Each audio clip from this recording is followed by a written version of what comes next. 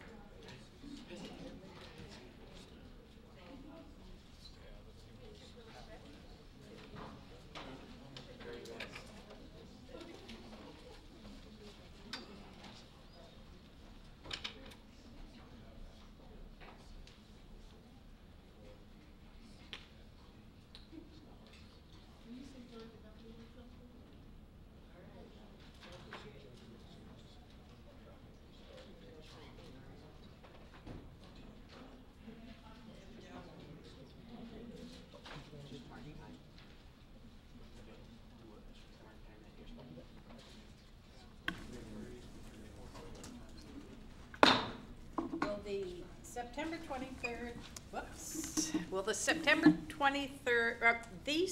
23rd Federal Way School District Board of Education meeting is now in order. And we'd like to begin with a roll call. Hiroshi Eto, Director, District 5. Claire Wilson. Geoffery McAnalloy. Carol Gregory. Danny Peterson. Go ahead. Mark Davidson, Deputy Superintendent. Thank you.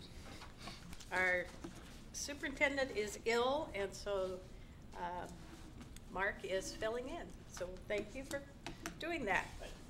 Okay, presentation of the colors. And this will be by the Federal Way High School JROTC. Please stand. Right shoulder. Arms.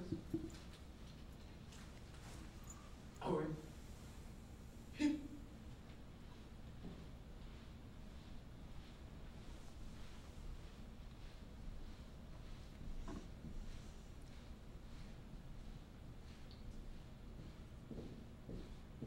Outward. Halt. And peace.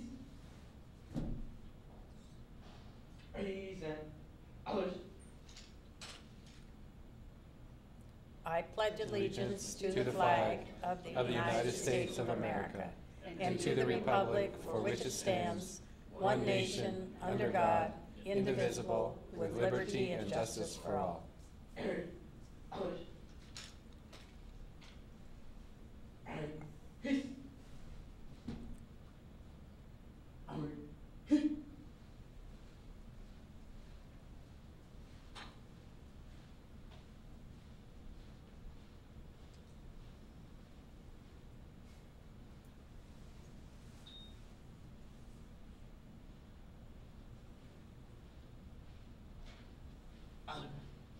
Halt. Thank you.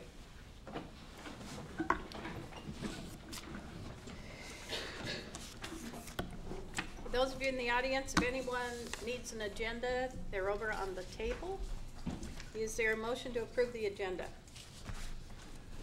Madam President, I move that the Board of Education approved the meeting agenda of September 23rd, 2014 as submitted.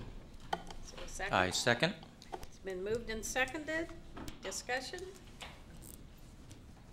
Seeing none, all in favor of the motion signify by saying aye. Aye. Opposed, no. Motion carries. We're now moving to the approval of the consent agenda. Is there a Madam President, I move that the Board of Education approve the consent agenda of September 23rd, 2014 as submitted. Is there a second? I second. It's been moved and seconded. Discussion? Seeing none, all in favor of the motion signify by saying aye. Aye. Aye. Opposed, no. Motion carries. We're now moving to public comment. If any of you want to speak, there are blue sheets back there for you to fill out, and then give them to Chris. I have one, Gloria Butts. And Gloria, I don't know if you've done this before, but you get 3 minutes, and the lights are there, and when the yellow light comes on, there's 30 seconds left. That's Okay. how it works. Okay? Okay. Thank you. Hi, my name is Gloria, and I'm bringing some issues to the Board of Education. The Federal Way School District has constantly failed to protect and provide a safe, civil learning environment for the African American child, free from physical, mental intimidation, bullying, harassment, and racial discrimination, unfair and disparate treatment. In many of these cases, the African American child has been blamed for the actions that have been inflicted upon them. Their character and race have been attacked. I have some examples. A Caucasian female called an African American female a nigger and then shoved her. The two females fought. Both were suspended. The African female explained to the assistant principal that the Caucasian female called her a nigger. Still, no consequences for the Caucasian female.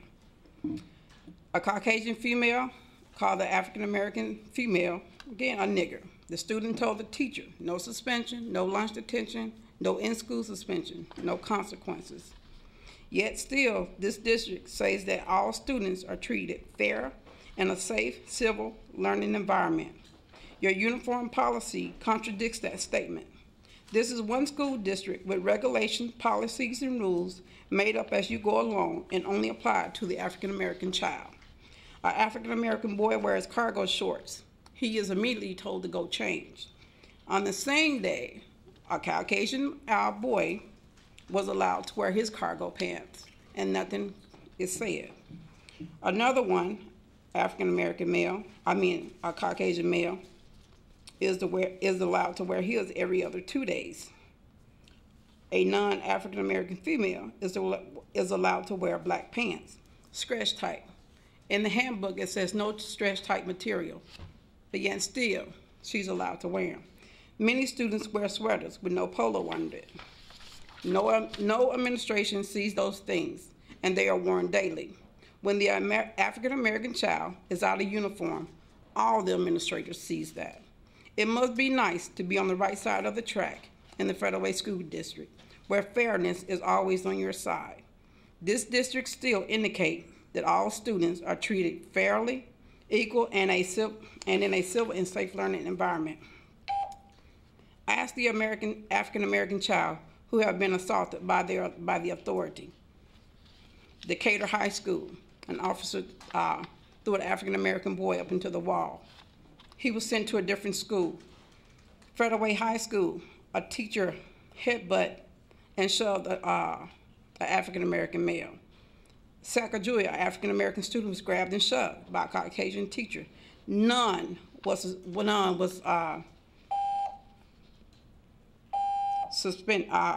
punished for these actions. The Federal Way School District still say that all children are treated fairly, equal, and in the learning environment. Time is up. Thank you. You're welcome. Any further public comment? Seeing none, we're moving on to superintendent comments. President Gregory, I'll be adding a few brief comments onto the legislative report when Director Wilson makes that, so I'll save my comments till then, please. Okay. Thank you. School board comments. Want to start? Yes. Last week I had a chance to meet with some representatives from the Franciscan Health Service, and we got into conversations about how they utilize, I would call surrogate metrics to show progress with their programs. And they were focused on reducing school violence, and they were working with some of our schools to track expulsions and referrals to the office as a means of showing that there was more commitment in the schools, increased attendance, better behavior. And one of the things that they did in the partnership was to work with one of the homeowners associations and one of the youth clubs to start a free soccer activity. And it got me to thinking that there's a lot of things that we have in terms of programs and initiatives in the schools, but we sometimes struggle with how we measure it. And now that we've got a committee set up to kind of look at those kind of things, I think it's really important to get some feedback, because the community came up with these ideas, to get the community's input on how we might measure certain activities or measures that would show that we're achieving progress toward objectives like more time in school, less dropout rates, whatever it might be. So I found that conversation very interesting. I'll be going this Thursday to the roadmap session in the Puget Sound Education District, so I'm looking forward to that. And also taking a trip out to Canby to look at some of their CTE programs down in Oregon. And I think it's really important because with Federal Way High School and the fact that the architect has come up with a design that allows for one of the bays to be have a high ceiling, possibly include an auto shop, that we have the time to start preparing in the future for a CTE program that could be really exemplary at Federal Way High School. So I'm hoping that we'll get some ideas on how other districts run CTE programs and see if we can't incorporate that over the next few years with community involvement, so that the Federal Way High School, when it's built, it has an intended purpose that includes CTE as an objective. That's all I've had. Thank you. Thank you. Claire? I think I'm going to just wrap all of mine into the legislative update. Okay, great. Mr. McAnalloy. So mine will be short too, because a lot of my comments will be around the superintendent search update, but we did have our first meeting for the Grading Advisory Committee last week. Superintendent McLean was there to set some goals and set some parameters around things we'd like to do, and ask that any proposals come forward by February. And it looks like the committee that I'm on, we may be able to send a proposal forward next month, but we've got some additional work to do, and that still has to go before the entire committee, before it will move to the superintendent and then to the school board. But there's progress being made. And again, if you have any questions, we do have, I think, 10 new members to the board for some replacements. Is that correct? Roughly 10, I think. 9. Okay, so 9 new members that have joined to fill some gaps that we had. But the work does continue through next June, and that's all I have at this time.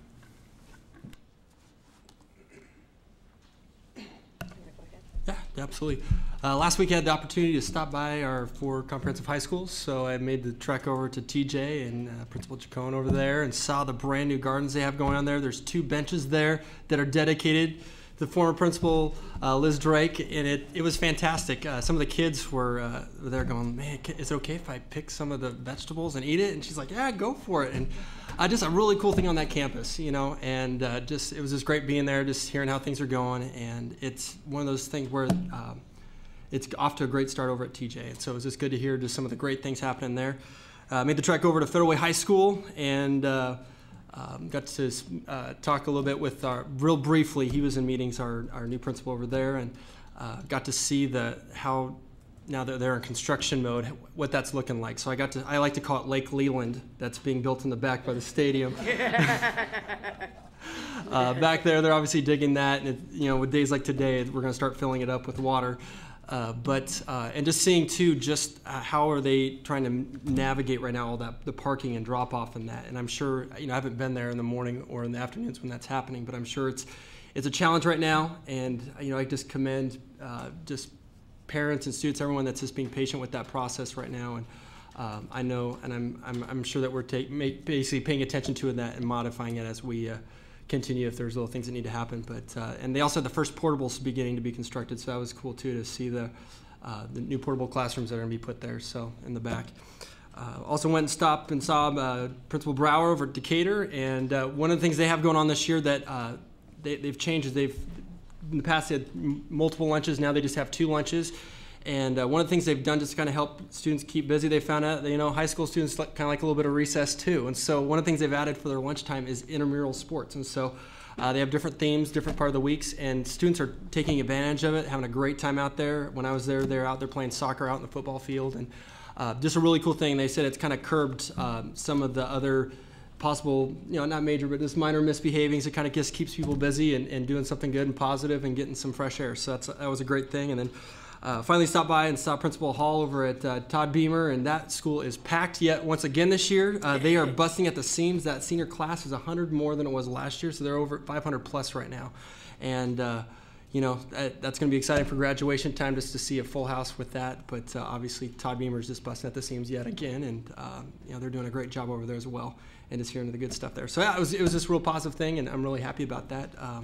Just hearing that our different schools are, always different challenges we face, but, definitely Federal Way Schools is doing good here at starting the school year. So that's it. I had the opportunity this past week to be at 3 different events in the community. One was the dedication of the 9/11 memorial at Fire Station 64, right off of 320th. And if you aren't aware that there is a new memorial there, you must stop and see it. It is magic. It's well done. It's you really get a sense of what it's about. There's items from both the World Trade Center. There's a rock from Pennsylvania, and there's something from the brick? Piece of marble. Piece of marble from the Pentagon.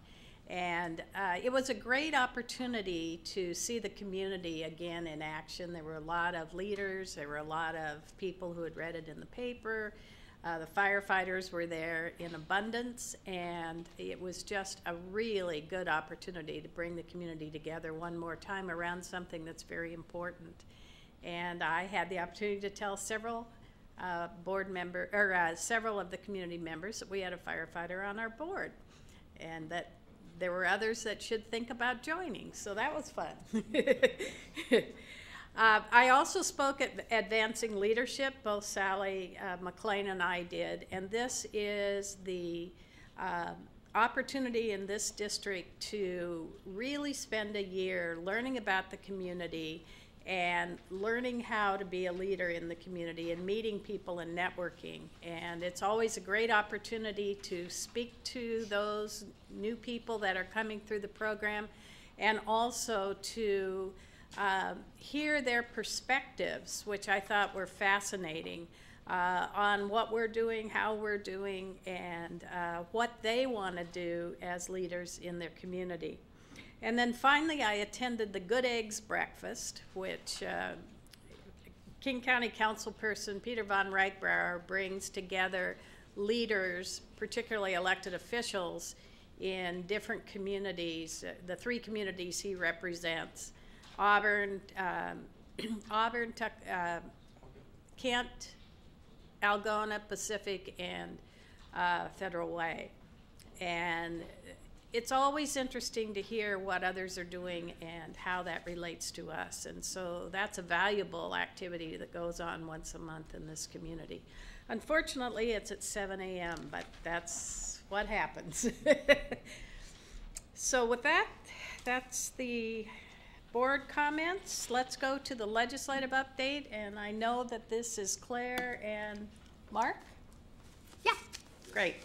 So I guess I'm going to start big picture and start with the feds and then move down to the state, and then I'm going to pass it on to Mark. And part of the job I do in my day job is around policy and governance from cradle to college. So had an opportunity to go to the Association for Educational Service Agencies Legislative Advocacy Conference in D.C. last week as part of the delegation, excuse me, from this region that represents 35 school districts, including Bainbridge Island, and had a chance to meet with our federal delegation, and that would be both Senators Patty Murray and Maria Cantwell, as well as our Congress people, Delbany, McDermott, Smith, Reichert, Kilmer, and Heck, and spent time on the Hill having conversations with them and their legislative aides and their education folks about the importance of a number of issues that are impacting not only Federal Way, but obviously all school districts in the state of Washington and across the U.S. And probably first and foremost is the ESEA and reauthorization, and the fact that that isn't going to happen. for quite some time, and they were pretty clear on that, and we can look for continuing resolutions to move us forward, but that until the election in 2016 for president, we're not going to see much happening. And even after that point, it'll be another 2 to 3 years before they actually get things moving, because things like that are processes that take time. And it seems like it's been a long time, and it will continue to remain that way. We're going to have to work on this. The other thing that was pretty clear was that sequestration is still is around and will be probably until 2022. But what we don't know is how that on a yearly basis may or may not impact us. If you recall, last year we had sequestration that impacted our federal funds, title dollars, as well as our Head Start Early Learning Program. That didn't say next year we'll take the money away, but we'll take the money away right now. And so sequestration is near and dear to their hearts. And it was very interesting to be able to then spend some time talking about the state and how the kind of the climate in both of those Washingtons are a little different. So in the Washington, D.C., the stalemate continues. And basically what we heard was collaboration is not seen as a strength, nor is it seen as something that's positive. That most folks are staying to themselves and staying to their party, and when in the past we've seen education a nonpartisan issue, unfortunately because of everything else it's becoming quite partisan. That our budget will continue to be an issue, that money for education will continue to be a target as we look at sequestration, and that we're not going to see a great improve in the budget. Over the next decade, we will just see kind of more of the same. So unfortunately, not a lot of good news, but a good opportunity to have some serious conversation with our elected officials about they've just got to get this stuff right, and they just need to start talking to each other, because it just doesn't make any sense at all. Also had a chance to talk about early learning and talk about the importance of being able to perhaps let go of some of the restrictions on the braiding and blending of funding, and that we believe accountability and quality is important, but that we also know we need to be able to leverage dollars, and we can't do that with many of the restrictions that are placed on our federal monies right now.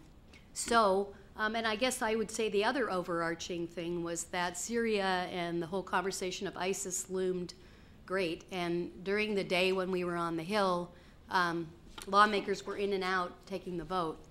And it was very interesting to me to see the personal affect and the empathy by each individual that we met with in their own personal journey and having to leave that afternoon to go back to the Hill and make a vote about what their choices were going to be. So although they listened and we had some great conversation, there was a very much of a sense that there was a big issue that weighed heavy on people's minds, and they didn't take their votes lightly.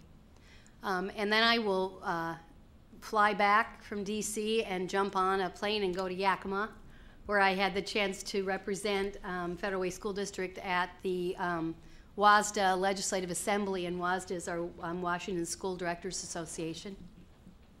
And the Legislative Assembly is a 2-day process, much like caucusing, where the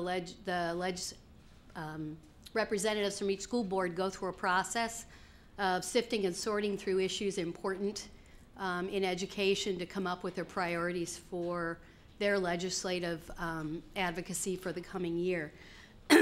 And had the opportunity to spend the day with Mark Davidson, but also heard, I think, things that really represent what we know.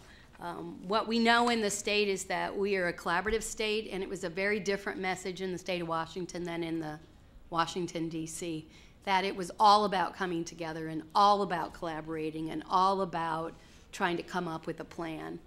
And the areas, legislative areas that'll dominate this coming year will be the McCleary case. If you haven't heard about McCleary, just Google it. It'll just pop up all kinds of things.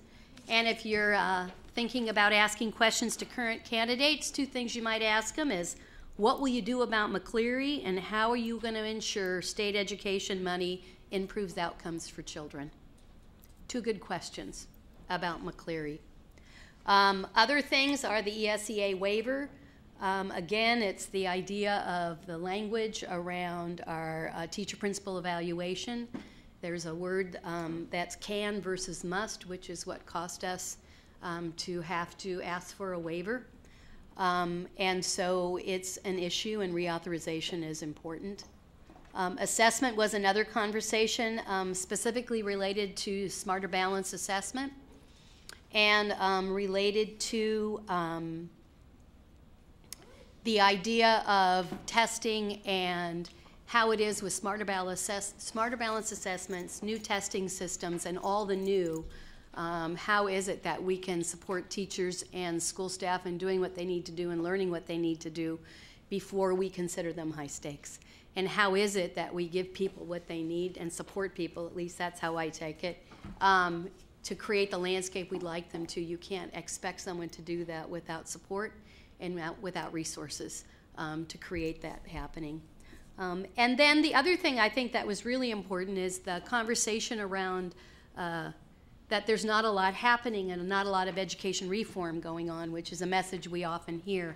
And so Alan Burke just happened to list off kind of all the other reforms that people don't maybe know about, like TPEP, Common Core, meeting the educational needs of diverse populations, high school and beyond planning, Voting Rights Act, which is around boundaries for board positions, innovation, pension funding, capital facilities, Growth Management Act. They're all of these things that are impacting education and are really reform measures to move things forward. But they're not often talked about and not always as a known quantity. So the only other thing I would say is the message that we were given to do is to invite legislators to our graduations so that they can see who's graduating and the great things that are coming out of our schools, not just visiting in classrooms, but see successes and to see what it feels like to walk in and to experience what we experience when we go through our graduation ceremonies, 7 of them in one day, to feel that excitement and to see what it feels like, to then go back and think about when they do their work. To meet with legislators now, they're available, they're free, they're not in session, this is the time to share with them and to show them. And then again, invite them into our schools and help them understand what it is we need and how it is we need them to work together to move forward. And then the only other thing, and I'll leave us with, is that from the governor's office, and that is every week they have a staff meeting and they look at the number of emails, the subject of the emails, and who sends the emails. And in the last few months, there have been 0 emails coming to his desk around anything related to education. People are doing very well at emailing legislators and their representatives. So the message I would say, and the message we heard loud and clear, is please do not forget that we have a governor and a governor's office who is also interested in education and also can impact and influence what goes on, and that he also is interested in hearing from us and knowing what it is we need. And that's how I'll end my time, and I'm going to pass it on to Mark. Thank you, Director Wilson. It was a pleasure to travel with you. It's sure nice to get to Yakima in a half hour, rather than the usual way for me, which is probably 3 hours at my driving speed. So, it was fun. I would start out by saying I know I'm an old timer now because at lunch, all of a sudden I have a young woman standing there, and she's not probably that young actually. I was going to say she wasn't that young. And she said, "I recognized your voice," and I looked at her, and go, "Oh," and her name's was Sandy Reinsma. It's now Sandy Hayes, I believe, and she is a school board member in North Shore School District. I had her in Lakota in, I think, 1981. So it was cool to see all those, kids, if I may, grow up and do those great things. That's always such a fun thing to have happen. I think the governor, knowing that we should be advocating with the governor, as well as a really important message that I would reinforce. His education person, senior policy advisor, actually, Marcy Maxwell. Marcy's a former board member from Renton and also was in the legislature as well before taking this position. And she also supplied us with it. And I think I have not been on the WASDA website, but there's a list on the website, I think, Director Wilson, that we can access that shows all the things that are happening in education. It's not the same world, although people imagine it to be because they see teachers in groups of students and think, oh yeah, it's the same as it used to be, and it most certainly, as we know, is not. There's a long list of things that are happening, and she said a list of reforms, it's time to fund them. So that was a clear message from her. The legislators that we heard from some moderates in both parties. Again, I can't overemphasize that collaborative message we heard from our folks here in this state, not in the other Washington, but in this Washington, that people understand. And there are tough choices to make and some things we need to do to make it happen. But there was a clear message from all of them, Republican and Democrats, that we listened to, Republicans and Democrats both, that we need to figure out how we're going to do this wisely and work together to do that. So that was really good to hear. I think the other thing I would emphasize is that Alan Burke, who was with OSPI and really made things happen at OSPI, has joined WASDA. I think that's exciting because Alan is a long-time, highly respected by everyone in Olympia and around the state for his work. He's a gem. He's a former teacher, principal to middle level. He and I worked together many, many years ago at Middle Level Principals Association back in the 90s, early 90s even. And I have the greatest respect for Alan. And you could see person after person, they're coming, they're legislators, governor's office, whatever, talking about what Alan, how important his leadership is. So I think that's a great role for him to be with WASDA. I think that's great for your organization board members to have him there. He'll lend an amazing amount of expertise to this work that we're doing together. And then we heard from several people, League of Education voters, someone from Washington Education Association, and about the priorities of this for the session. And again, people are aligned pretty well, I thought. I think people understand what's going on and the need to figure out how we're going to do this together. And again, that's a great message, again, as opposed to what Claire talked about from back east. So again, I'm pleased, I'm excited about the opportunity to work with Director Wilson and other board members as we move forward, working, advocating with our legislators, with the governor, and with others to do this the right way as a community and as a greater community of Washington. Frank Ordway mentioned that we need to start supporting our state education funding like we do at the local levy level. If you look at local levies, obviously they pass almost all the time. Very rarely do they not pass, and he feels like we need to extend that support to that level as well. And that was a really great message to hear. So thank you again, Madam President. I appreciate your opportunity that you gave me tonight. Thank you. Thank you. Any questions on the legislative report? I just want to say, just thank Director Wilson. That was actually one of the most robust, I should say, legislative updates that we have had, and just I appreciate that. You know, sometimes it's like legislative, blah blah. You know, and it wasn't that tonight. And I appreciate you representing us. I know with a lot of times with those things, it's you just keep knocking, just keep tapping, and my hope is that, and I know you did a fantastic job, and that really doesn't necessarily matter what happens in those conversations. It happens what translates into action, not necessarily what somebody says. And so I hope that maybe legislators, whoever, came away with some new knowledge, some new passion that they received from you, that you transmit to them, and that it's going to change into action. That's going to make it better for our students, for our teachers. That's going to, you know, instead of just talk, because that's really easy to talk, you know, but to actually make change happen. So thank you, and I appreciate you doing that, along with the Superintendent Davidson. But yeah, fantastic presentation. And I look forward to having us open our doors and invite people in and show them the great things that we're doing, and not wait until we're asking for something, but invite people in. And parents can invite people in, staff can invite people in. I know Gregerson and Orwell, I brought them last spring, and they visited. They had 5 things they wanted to see, and they saw 5 things. And they're impacted by people, and they're impacted by stories, because when they're on the floor, it's a number, and a number doesn't mean much. But they remember faces, and they remember stories when a number comes in front of them, if they've had that opportunity. So I think sometimes we think they live in another world, and they're our neighbors, and they keep reminding us that they're our neighbors. And they come back every weekend, and they're at Chuck E. Cheese, and they're at the same places we are, and we need to remember that.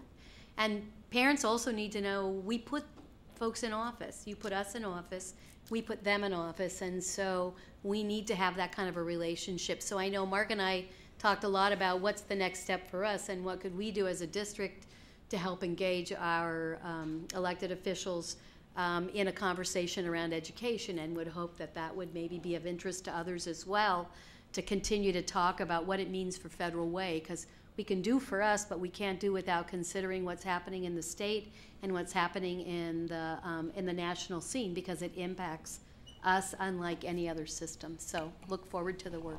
Yeah, I would add again, it's about relationships like everything else in our human world. It's that simple. Great, thank you. Okay, we're now moving to the Internet Academy Annual Report. Christine Corbley, the new principal of the Internet Academy. Welcome. Thank you. Good evening, President Gregory, directors, and Deputy Superintendent Davidson.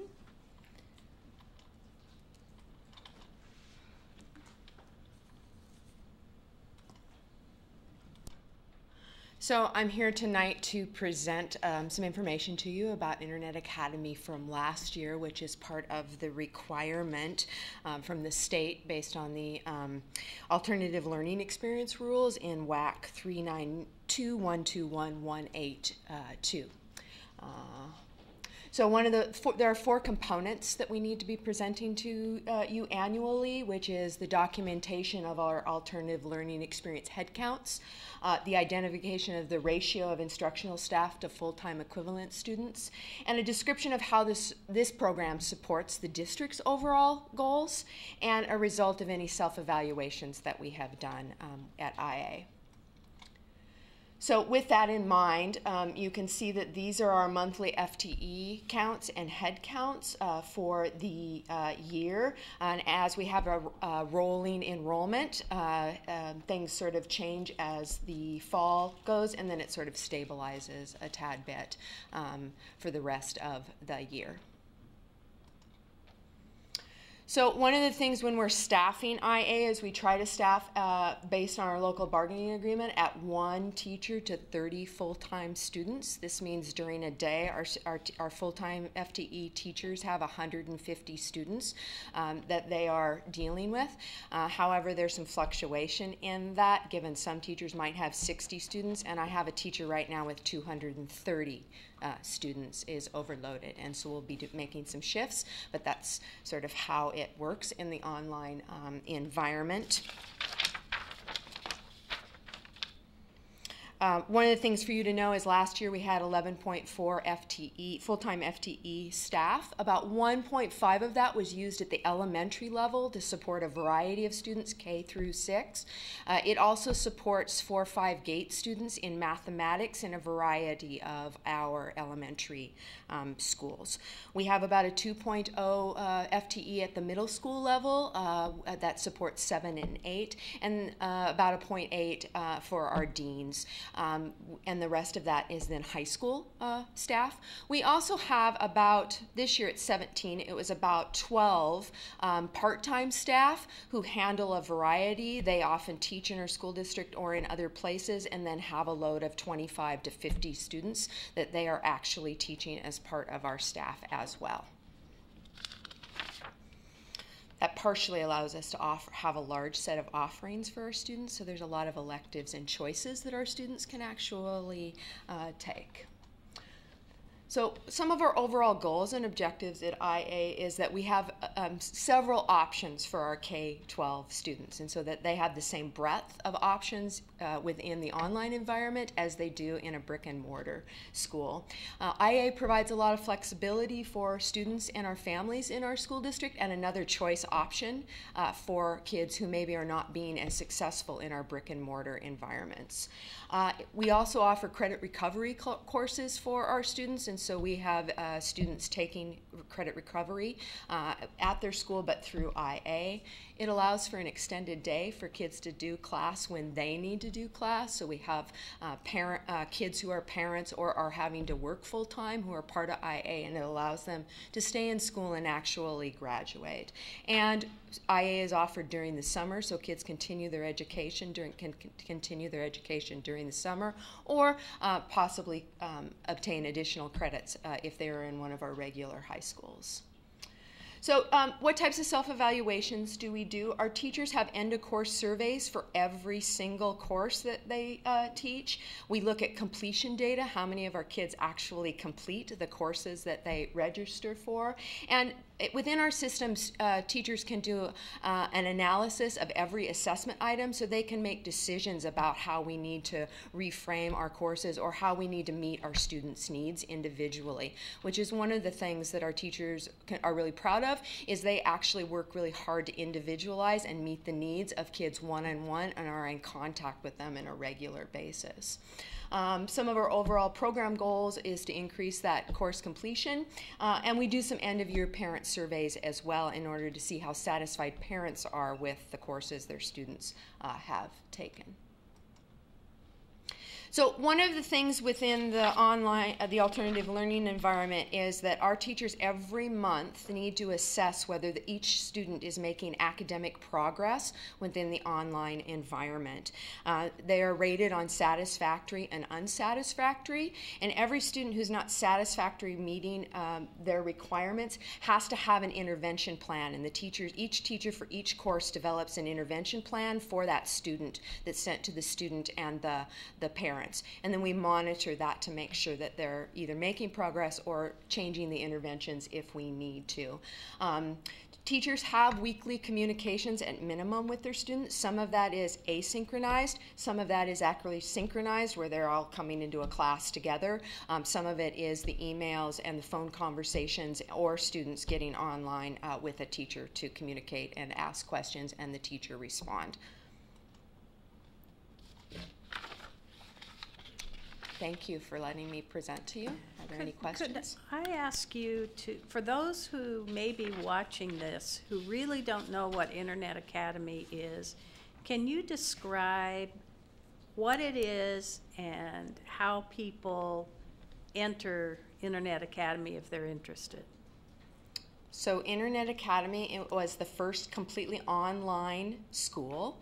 All of the courses are online and somewhat self-paced, although you have to stay on track for completing the course at the end of the semester. So the kids see all of the coursework. There is a teacher behind that course who is giving the students feedback on every single assignment that they do and may modify those in order to meet the students' needs so that they actually can achieve the goals they have. Students actually set academic goals as part of their course and then are working towards those goals. The way students there are a lot of different ways that students come to Internet Academy, but we have our own registration online that students can do, but we also have parents walk into Internet Academy and actually register in our offices.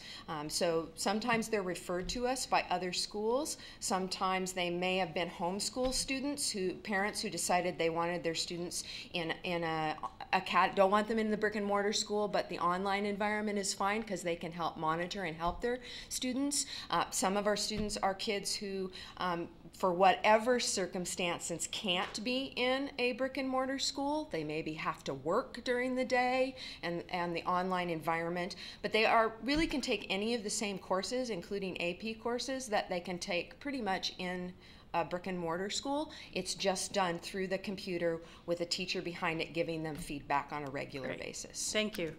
Can I ask a question? My question was whether we see or we use Internet Academy Online as an option for students who may be expelled or on a long-term suspension?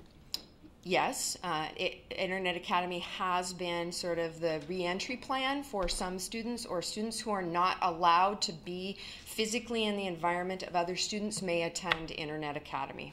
But while they're on suspension, not as a reentry, but while they're on suspension or a long-term suspension or expulsion, would they have access to Internet Academy to maintain their credit? Yes, Deputy Superintendent and the school work closely about those students and a plan for them to possibly take courses while they're on suspension. Okay. But it has to be, it's an individual, it wouldn't be an offering for every student as a way to maintain their coursework while they're on suspension or expulsion, I guess, is what I'm asking. The only reason I hesitate there is I think just because, I wouldn't say every, because we haven't, it doesn't necessarily work for everyone. Correct. There's nothing that I believe presents a barrier from the student or school or district side that keeps anyone from accessing it. It's more about whether kind of the match. And I think we're working toward trying to, in other words, if it could work for every person that's in that situation, then we want it to work for every person. I just wanted to make sure it was Yeah. an option available, because what we talk about is pulling kids out of school keeps them out of school, which is exactly the Correct. opposite of what we want to do. So Yeah. I know there's circumstances where they do need to be away and out of school, and hoping we're utilizing the online Yes. environment as a way to do that. Thanks. I just had a quick question. The trend, you showed us the head count slide. Yes. Obviously, at the beginning of the year, it showed us like 200, 300, and then I think 600 by February. Is there an explanation to that trend? And in the sense of, do we just have people that are discovering and go, that's a great option for me? Or is that what we see happen every year? Like this year, we have the same number of students, and we're going to get up to, is it also because students can self-pace, so they will start later in the year? Or if you don't have a great answer, that's okay. I just wondered if we've looked into it and go, why is this happening? I think it's all of those things, Okay. that kids decide that the brick and mortar school as they start is not a great place for them. People find out about the program and shift from other programs into IA. Got it. I think it's all of the above. Okay. And then what is the percentage or how many of the students we serve from Federal Way Public Schools in our district, or are we, I know we're serving students from other districts. We but do. What is that? Is there a breakdown percentage? Is it like? Mr. Mayberry, can you answer that question? Sure. The outside students outside our district, is that the question? Yeah. So historically, that's been as high as 70% of the students have come from other districts. More recently, though, it's kind of flipped, where 30, 40% are outside our district. Great, thank you. Any further questions? If not, do you have? No, just to say thank you. Thank you. Okay, we're now moving to Resolution 2014-18 ESEA Reauthorization Request, which somebody also needs to explain why we're doing this after the dismal prospects we heard. So who's doing this? Are you doing this, Mark? I'd be happy to on behalf of Superintendent McLean. I noticed her name's on there, so Yes. I'm a poor substitute, but we'll give it a shot. Obviously, this has been, as you hear the resolution, this was passed in, I believe, 1965 originally, and was reauthorized every 5 years after that until 2001. In that year, when the newest version that we have was passed, which included sanctions and the 14-year plan to get to 100%, that kind of thing. It has not been changed since that time.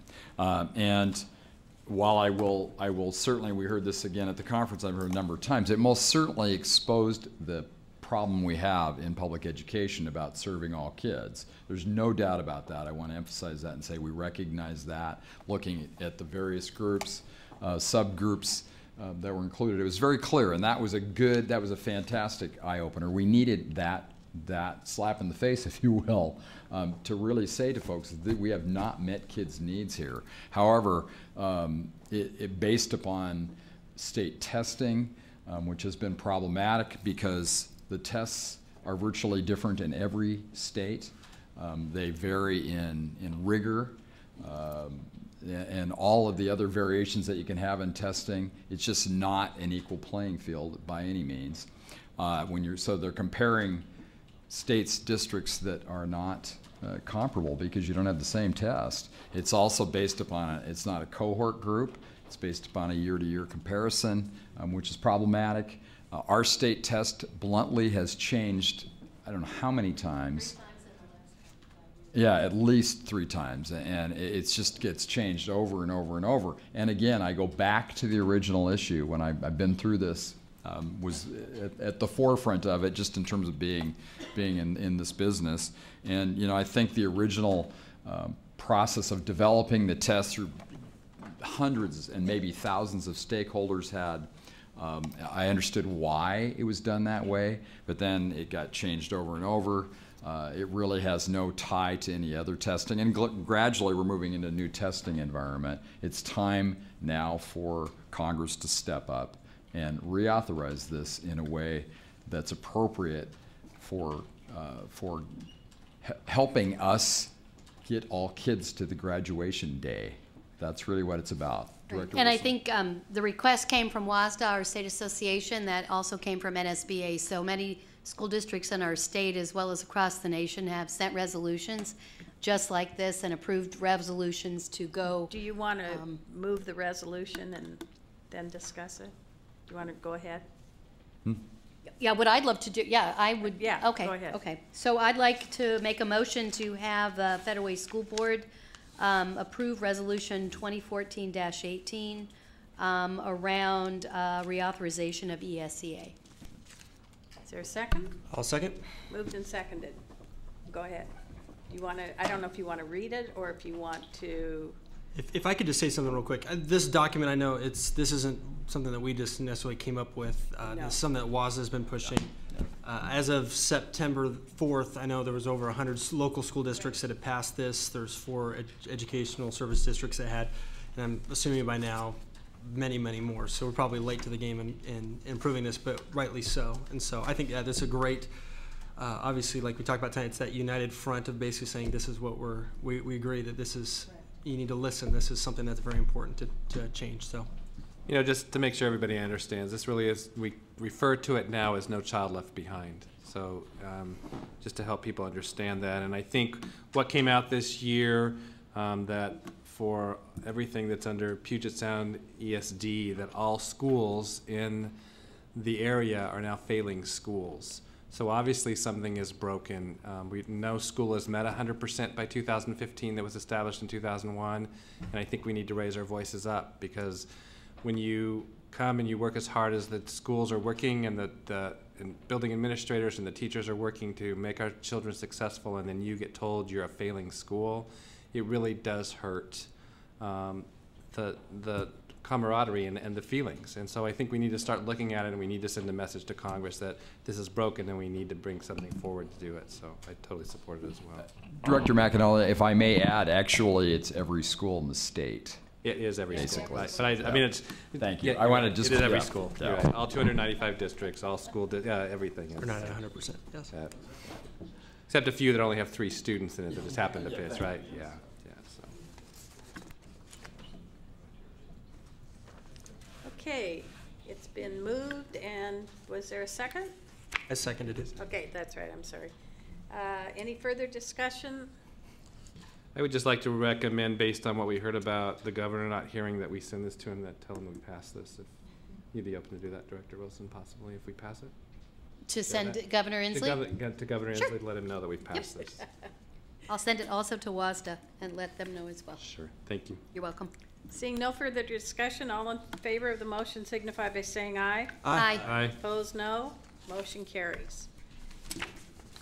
Okay, we're now moving to the superintendent search update. And for those of you that may not have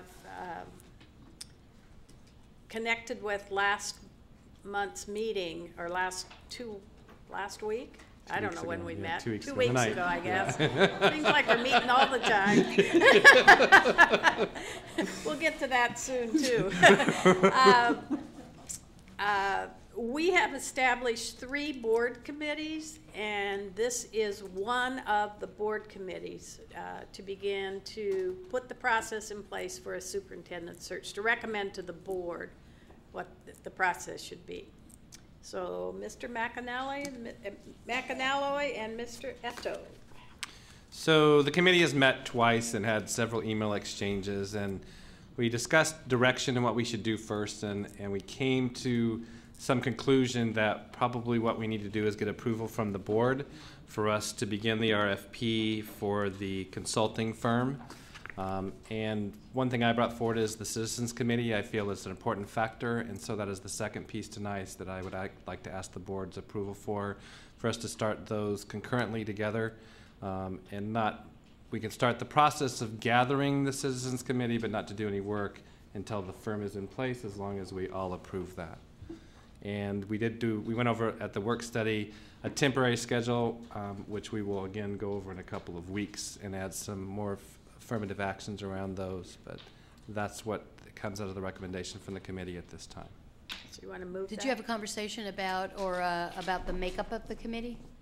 The Citizens Committee? So Citizens Committee, there is, yes, so it would be someone from the cabinet, a building administrator, a teacher, someone from the union. We're looking at clergy, several areas in the community, a student. So that's still not completely, it was a 9 to 15 person committee.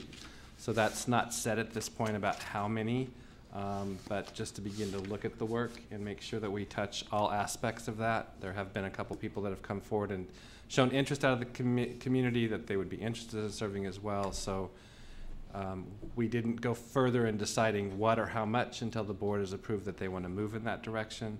So that's what I'm looking for tonight. So as I understand it, you're making this motion, but you will also bring back then to the board the approval of the composition of the committee? That is correct, Thank if you. we do it. So I move to, but I'll do these separately. So I move to approve the selection of the consultants for the superintendent search.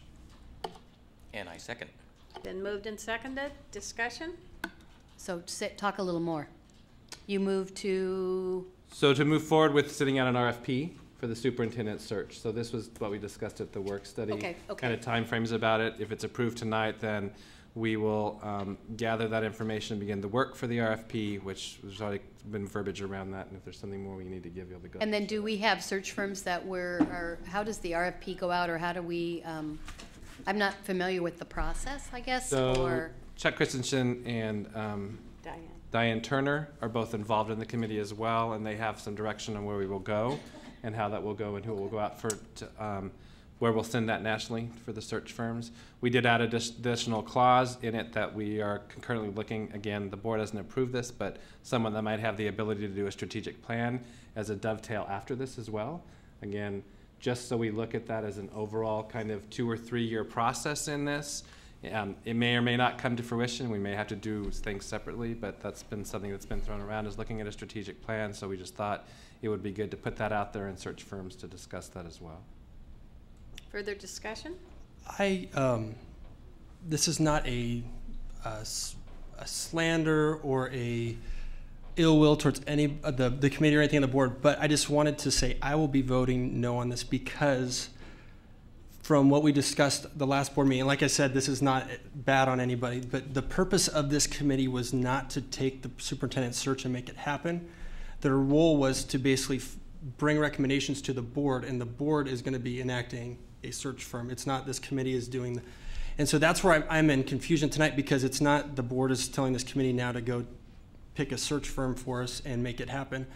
If this committee would like to come back with some recommendations on some search firms they found, I think that's fine. But the board doesn't. We don't need to motion the committee right now to authorize them to do that. This is in their realm of what the committee is supposed to be producing for the board to be able to make a motion to make a decision on. So it's that, I guess that's where I'm at, is that was the purpose of the committee, and that's actually why I was even suggesting last board meeting that we make the term of this once the search process begins. Basically have this committee, and not that if we do form other committees for that kind of a thing that the current members on this committee could serve possibly on those, but I feel like this and that was my fear with this committee. Is this committee could all of a sudden become we're going to go find the superintendent for you and come back and let you know. And so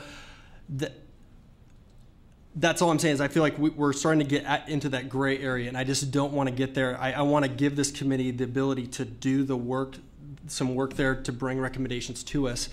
But at the same time, too, I don't want to authorize something that is pulling it out of the hand of the entire board to vote on. So hopefully you hear my heart and what I'm trying to say. Let me respond, because I wrote the charges. The intent of this is to have the committee study how this is done and recommend to us a process. And part of that process is that they're recommending is to bring, is to hire a search firm that will then support the work of the board in doing the search. It is not to decide who that search firm is. That will still be the purview of the board. This is simply the first step so that we can begin to move the RFP process. This is a budget item, so we can't just have it happen unless the board's involved. And to me, having oversight from board members on this, recommending to the board, makes this a doable process. We all five can't be involved in creating the process. So that's what this is about. So it's not making a decision that they will go work with a search firm and we won't. Yeah, so just to give you some clarification, Danny. So that's what I guess I'm looking for. It's a discussion and for all of us to understand. Ultimatum. So I actually went in with the intent of the committee coming up with the Citizens Committee first, and allowing the Citizens Committee to begin to do the work before we decided if we were going to move forward with a consulting firm or not. And in that discussion, we really realized as a committee that it made most sense to have a consulting firm up front to be involved in what that selection process looked like, what they would do, and who would manage that, right? Who would manage that committee? And it really needs to be the consulting firm. So that's when then it comes to you to say, yes, we're going to spend $30,000 to $45,000 because it's a budget item. So as a committee, we're asking for approval to move forward with the RFP to begin doing the search for the consultants. And I guess I would just push back and say I'd like to see a plan from the committee, not necessarily like we think we should do a citizens committee. I think it's a great idea. I think to go and find that, but right now I don't see that's what I would hope this committee is bringing to us. Is this is the process of how we're going to do that, and this isn't a process. This is a ready, fire, aim. There's a second motion on a citizens committee. So let's stay with the consultant right now. Are we at a discussion stage on the consultant? Yes. So as I read the motion, it's talking about approving a selection of consultants. It's not about, the motion that's written does not talk about a process, and it does not talk about the RFP. Then I'd suggest that. So if what I'm hearing, okay, so what if I'm hearing Director Peterson say is if perhaps the motion was worded that it's around a process of creating the process for the RFP, to create the process for the selection of the firm, but it is not about the committee selecting the consultants. That's the concern. Do you want to make an amendment? So I would, if I could make a friendly amendment if there's a motion on the floor. Right. And I would say that I would ask to move to approve the, let's see, I don't know if it's the creation or, just a minute. And I said it and now I lost it. Can I help? Yeah, you can help. Okay, so what the intent of the committee was, and as I read this now, this wasn't the intent of the committee. So I would amend the motion that I made to say that I move. Let's let her. Right, but I'm going to add, so chat with me and then I'll do the amendment. So okay? It really is to begin the RFP process in search of a consulting firm. Thank you. Yeah. So I moved, yes. So the motion, there is an amendment on the floor to approve the, I need the words. The creation of an RFP to, well, the process of, oh my gosh. What'd you say, Geoffrey? To create an RFP in An issuance search, of an RFP. in the issuance of an RFP to find a consulting firm. Okay. And I second that amendment. Clear as mud. Okay. And you said the second part, there was a second motion Well, related to that'll- the other piece? Yes. Okay. Okay. So we're moving, there's an amendment on the floor to create the issuance of an RFP for the selection To begin of the consultant. To begin the process of selection. Yeah, to begin the Consulting process firm, yes. of a selection of a consultant firm for the superintendent search. Okay? Is there a second? I second. Moved and seconded. Discussion? Any further discussion? Just to clarify, is it to create and issue? Create and issue an IRFP? Yes. Yes, okay. Okay, seeing no further discussion, all in favor of the motion, of the amendment, signify by saying aye. What was that, Chris? The motion doesn't have anything about, it just, what you said was to approve, to create an RFP to find a consulting firm, period. Not what Director Eto just said. So it needs to say issue. Well, what, And then read the what you amendment. have. The amendment was to create an RFP to find a consulting firm, period. That's what I had. And the clarification I would make is that it should be to approve the creation and issuance of an RFP for the selection of a The creation, okay. consulting firm. The creation and issuance. Okay, do the mover and the seconder, So now it sounds like it Accept needs to that. be amended to. because I include have that. the issuance, I thought that was it too. Okay. To create And approve and approve the issuance. of an RFP. Okay, Perhaps, Madam President, we could vote down the amendment and then start a new amendment. What a good idea. it's up Madam to you. President? We're gonna have we have to vote on this, so if you wanna vote it down, it's all yours. Okay, we're on the amendment. And I'm not going to try to state it. So, all in favor of the amendment to the motion signify by saying aye. Aye. Aye. Opposed, no. Nay. Motion carries. Whatever it is. I don't know what it is. That's why I'm voting no. I don't know what I'm voting on. I got it written down, I know. Okay, we've got it, we've got it. Okay, now we're on the motion as amended. All in favor of the, is there any discussion? Further discussion? Seeing none, all in, The motion is, Claire, would you like to read I would like to know, so, just curious. The motion that I believe we just voted on, is that what you're asking? Or I don't know if we want to ask Ms. Poppich to clarify. I what she- move to approve the creation and issuance of an RFP for the superintendent search. Okay. Yay. All in favor of the motion as just read, signify by saying aye. Aye. Opposed, no. Motion carries. Yes. Okay. So Madam President, I move to approve the issuance of a citizens committee search. Can I make, go ahead if you want to.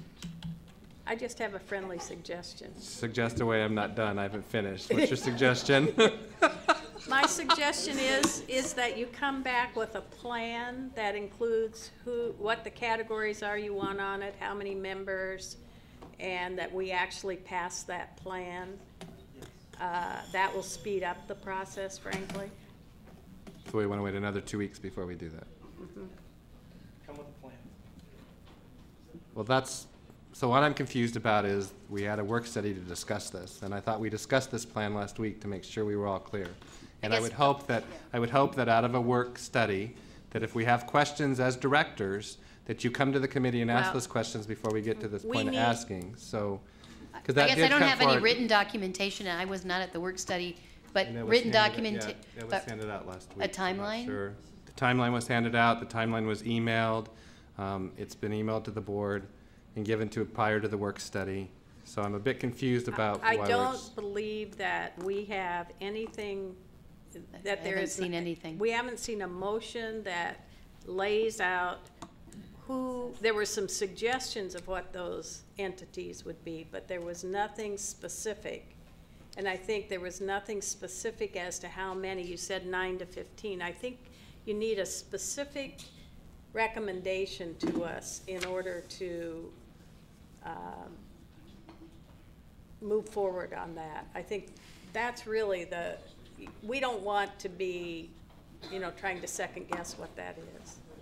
And you're right, we did come to a work study with it, but if it could be. It was emailed and sent out, so I mean, And- that's fine. and We can just- hold off. I mean, I would hope that we would work together as a board and discuss it, and if you have Well, questions from We need to have emails- something in front of Let's us in understand. order to work. Okay, all right. And just maybe I didn't get emailed. I have no email record of any of those documents. So Okay. I'm not saying that it didn't get emailed. I didn't never receive them. So Okay, well, whatever. yeah. So if we could just put that on for the next one and be ready to go on it. Okay. Now we're going on to the work study schedule. And we have the regular meeting schedule for our board meetings. We also have a work study schedule. We have not adopted the work study schedule, and there's some question about what we want to have as a work study schedule. This is actually puts us into this puts us into 3 meetings a week as I read it. Or 3 month. meetings a month. God, we don't want 3 a week. 3 a month. So is there a motion to adopt the work study schedule, after which we can discuss it? I move to approve the schedule presented for work studies for the 2014-2015 school year. Been moved and seconded. Discussion. I second it. Thank you. I don't know if there's any other discussion with it.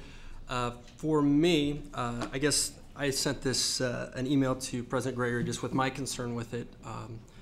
I'm all about having meetings and productive meetings. I just, at the same time too, I don't like adding more meetings and try to figure it out later. It's been board practice, and it's actually Governance Process 23 that says that we have work studies on the first Tuesday of the month. And actually we don't have that stipulated for others. It's just one a month, and we've only had one.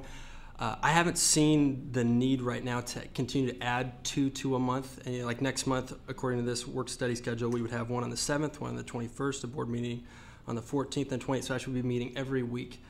And I just fear getting into that practice instead of having a work study that is just full and we're basically spending that time. I could see it actually getting diluted. And so if there's purpose behind that, or if there's specific things on those dates that's why we're doubling up on a month, I'm open to entertaining that. But right now that hasn't been the presentation, it's just that we're adding more. And so I'm sure there was a reason for that. I just, at this time, don't want to approve adding 2 a month if there's not a reason behind that. So that's my Further feelings on the issue. discussion? Well, I guess I would say that there's a benefit to knowing which days to kind of lock down, and then it's easy to remove a date if we don't need it. It also gives us some sort of a target to schedule events, because we've been talking about more long-range planning. And so if we come up with things that we really need to hit with work studies, we can plot them out on these scheduled dates and then not have to clear calendars again if we're kind of thinking along this framework to begin with. So I think it's a good way to kind of plan out, and then if you don't need a lot of these dates, drop them. But I think in terms of all the initiatives that we might have come in this year, it makes kind of sense to reserve some dates so that we can plan our own personal time around it as well. Well, I'd actually just like to note that in the past, we actually have had months without work studies at all. And so that's where I look at it right now, that we're setting a whole entire new precedence right now if we're going to start adding more work studies. And it's not that I'm not about meeting if there's important board business to do, and I understand that, yes, you could use it as a calendar saver. But that's not the point of scheduling these out, is just to save a calendar spot. It's for, because we have real board business to do. And so if as we mark our year out and we have tasks and duties and things that we want to accomplish on these dates, then I'm all for it. But right now all we have is dates. And so I would actually look to just approve it, adding just like we have done in the past, just one at the first Tuesday of the month. And if we do need to add subsequent ones, that we do so. But I think right from the gate, claiming them all for the beginning of the year, I don't know if that's the best choice. I think it would also be helpful to help map our work if we had the visual picture. I think we've had one in the past where, along with whatever work study or meeting, we've mapped out exactly what it is we're going to do. And with this, a set of dates, I don't know what that means. That doesn't tell me that. I think as Director Peterson is saying, that we would be using our time wisely. And I am all for meeting if I need to meet, but in our governance process, we do have one meeting a month. And if we're going to change that, then it really does change that whole GP on, and that's a whole nother conversation. But I think the dates are great, but I want to know what is the work that we need to accomplish at these work studies, and that will better help us map our timeline out and figure out if we need to add some additional dates. You know, part of this came as suggestions from Superintendent McLean, and unfortunately she's not here tonight. I also want to remind the board that we are in a 10-month process now for a superintendent search. And part of what was presented last week is there'll be 3 forums in January. I know October 21st is kind of earmarked at this point for us to evaluate what we do receive as RFP from the RFP for the consulting, so we can approve it by October 28th in the tentative timeline that was presented last week. And as Director Eto shared, there is a lot of things coming forward from Common Core and Smarter Balance and other things that we need to look at. We also have 4 ends to look at and reevaluate what we're going to do, and that's all kind of work that's here. So at this point, I think I understand it conflicts with the GP, what we have in GP for the first one of each month, but I too support that we need to schedule these and get them planned, and that's where I stand. Further discussion? I understand that there's things happening, but I think there's no reason why you can't have a full work study of dealing with all those issues. Just to have another meeting, I don't necessarily think accomplish that. Obviously, the forums are not a work study. So yes, we will have more things to add with the superintendent search. That's going to be on top of all these work studies and on top of all these board meetings. So actually, we're adding more to the calendar of things. I don't necessarily think that increases efficiency. It might just make us just eat up more of our time. That could go to other things. So I would recommend a process by which we maintain the GP requirement, but at the first work study or the first board meeting of each month, that comes before the work study, right? No, the first work study, we talk about the second work study to see whether or not we need one. So we wouldn't actually schedule it until the beginning of each month.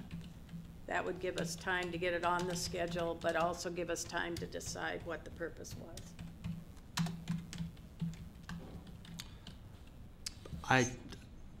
I still don't see, we haven't been in that place yet where so I have never been in a work study where like, man, I wish we had one more this month. So I hate having more meetings just for more meetings' sake. I don't think I'm suggesting death by meetings. You know, it's just like that's the thing is I'm still not hearing a good argument. I get that. I am suggesting that we only pass.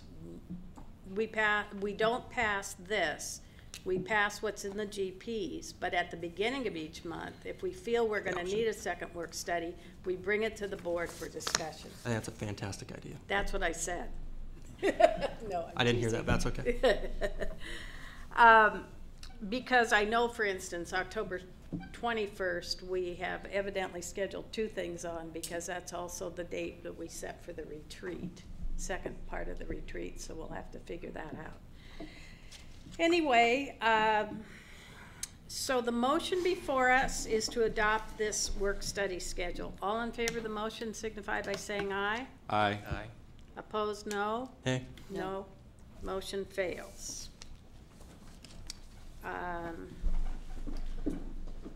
I am going to proceed with looking at each month at the first work study to discuss whether or not we need a second one, because I frankly think in many cases we are going to need one this year, but I think it makes sense to know what we're going to use it for. Thank you. Okay, let's move on to highly capable plan information. Liz Drake. And I know you have a new title, I don't know, Director. Yeah, it's a rather long title. Oh, okay. I'd like to say good evening, Deputy Superintendent Davidson, School Board, colleagues, parents, community, and I'm also going to recognize Superintendent McLean because I'm sure she's there watching us. I'm Liz Drake. I'm only going to use my short title, Director of Highly Capable Program, and I'm joined here this evening with Diana Graddon, who is Advanced Programs TOSA. And we're here this evening to share with you our program plan for the 2014-2015 school year. So that's our goal. Upon being appointed as the director of the Highly Capable Program, I placed as my priority communication and building relationships. As you mentioned earlier, and I fully endorse what you said, relationships is what everything is about. And it's with that in mind that I have visited every elementary school, every principal, almost all, and by Friday it will be all, of these self-contained, highly capable classrooms. Many of the classrooms that are general ed classrooms with clusters of highly capable students identified as highly capable.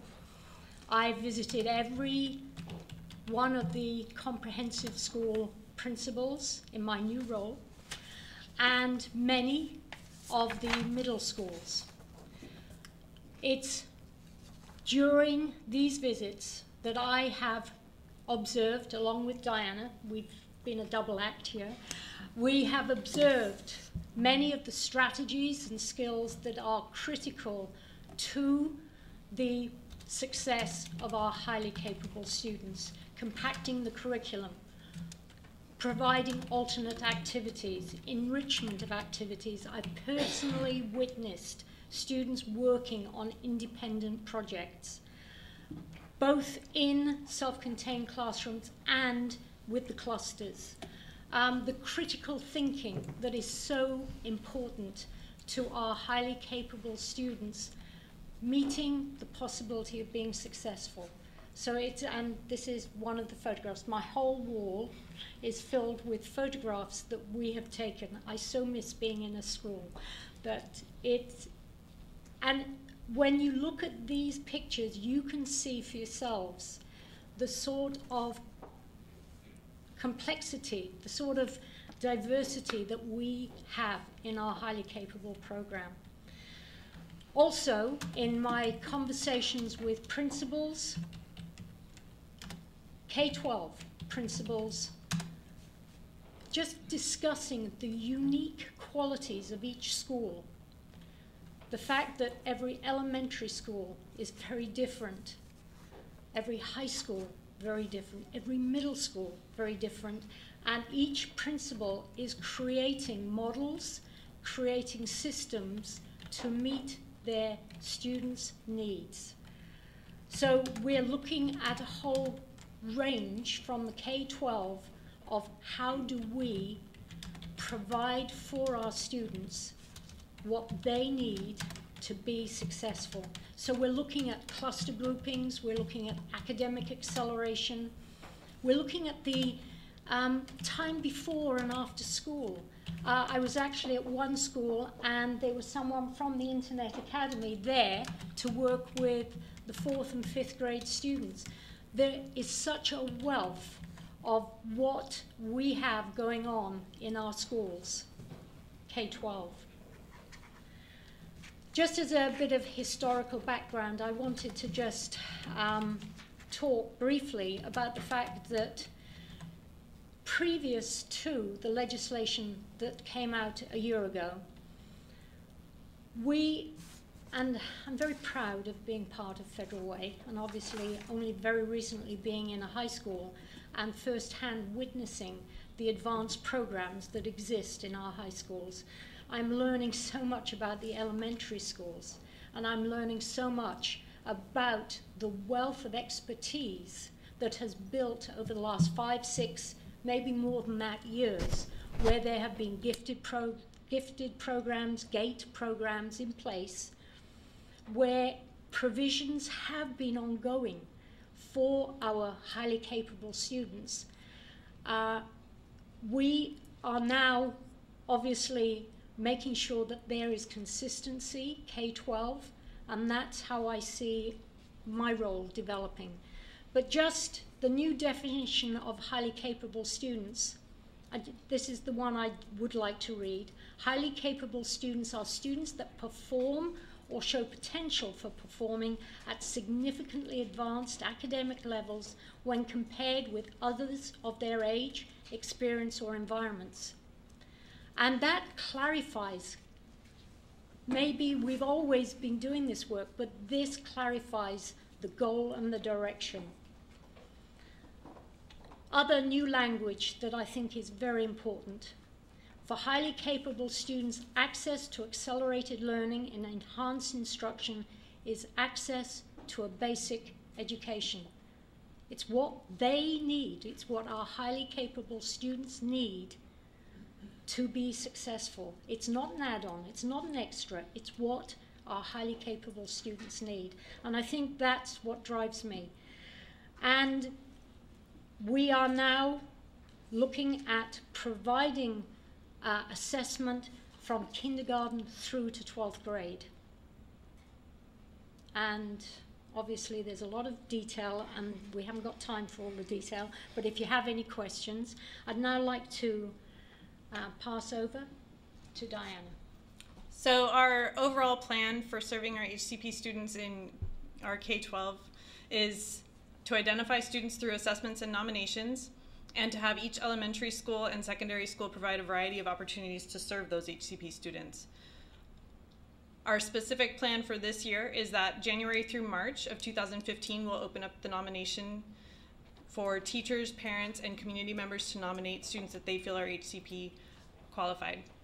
We still need to nominate and assess our current kindergartners because they just came to us. So the nomination window for that will be October, November of 2014.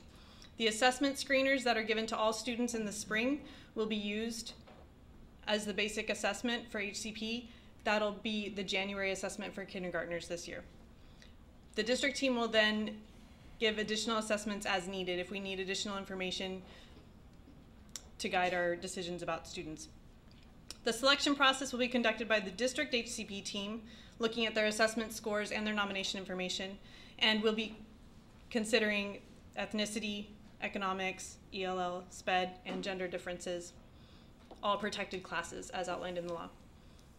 Each school will then receive notification of their qualified students, and then each school will have a team that will determine the appropriate service model for each student.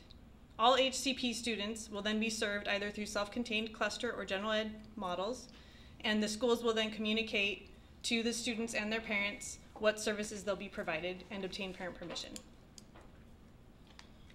Last spring, our HCP qualification count was 2,325. We estimate we'll add 10 more kindergartners on when we go through the kindergarten assessments. So these are the number of HCP students who've been identified as needing to receive services this year. These are the students that we'll be monitoring throughout the course of the year and then reporting back to OSPI at the end of the year. And our program budget for the year is $190,000. So going back to what I place as a priority, communication, relationships. I put together initially an elementary advisory. Our first meeting is a week Thursday, October the 2nd. These are the people that will be meeting, and we are looking at 3 main goals. Communication. We need to change how we're doing things because things didn't run as smoothly as I would want to see them running this year. So we have to outline much more clearly what is the district role, what is the school role. We need to look at what screening, what assessment we want to use. What really fired me up about doing this job was the prospect of making sure that we are identifying all students who are highly capable. We need an assessment that will enable us to achieve that. So the advisory committee, I'm getting samples of different assessments. That team of teachers, parents, administrators will help in the decision making of that. Something that these are not in any order, of very high priority is the fact that we do have general ed teachers working with clusters of highly capable students. We need to make sure that the general ed teachers are having the support that they need to be able to make sure that they are providing for our highly capable students all the skills and resources that they need. We're working on multiple different angles. There is some in-house within the building provision, but we're also looking at district-wide provision for our general ed teachers that work with highly capable students. So one of invitations to workshops, we hold regular workshops for the self-contained teachers. I'd like to extend that. I'm looking at a range of possible speakers. I'm meeting with someone tomorrow who is very experienced at delivering the skills and strategies that highly capable students so need. So there are so many things, and I'm dying to share them all with you, but time is limited. Our self-contained highly capable teachers, as I said, they have annual retreats, they have monthly meetings. We have, I think it's 5 new highly capable self-contained teachers. They have mentors. We're organizing all sorts of things. So there's a real focus on making sure that our teachers are trained and aware of what it is our highly capable students need. And our last, during the retreat, August, we had all the self-contained teachers together, and they broke off into their different multi-age groups. And it was a fantastic experience, and we have one of our teachers here, Bob. Thank you for being here. I emailed them today saying we're not on until 7:20. They were all going to be here at 6, but not at 7. But Bob, thank you for being here. It was a really exciting experience, seeing everyone clustered together, the teachers, thinking about what is our vision. I'd like to read this. It sort of sends chills. We believe in fostering the potential of students to achieve deeper understanding of how to leverage their intellectual strength. Highly Capable Program is a purposeful intervention to address the unique academic and social needs of highly capable students to maximize their individual potential. We will use a culturally responsive approach, ensuring that the ethnic and economic diversity of our population is reflected in our highly capable program population. And that was the 3 groups, and they merged together, and it was magic. That is our presentation. We decided not to end with a thank you that would sit up there because we like this slide far more. But please, are there any questions? Thank you for allowing us to present. Do you have any questions? So Liz, I just want to thank you for all the work you've put in since August. I know it's been a very large undertaking and it's a need in the district, and I am glad to see you at the helm to move forward with this. And we've had some discussions about areas of concern, and I just appreciate all the work that you're doing and the direction you're going, and I'm excited to see where we end up. Thank you. I was curious about, and you may have shared the kind of the purpose of the advisory, but also your makeup. And I noticed that you have parent makeups, and do you have some diversity so that the families that we're serving, because one of the things I know about our highly capable as well as our advanced placement programs, they're not programs that are often known oftentimes by our families of color.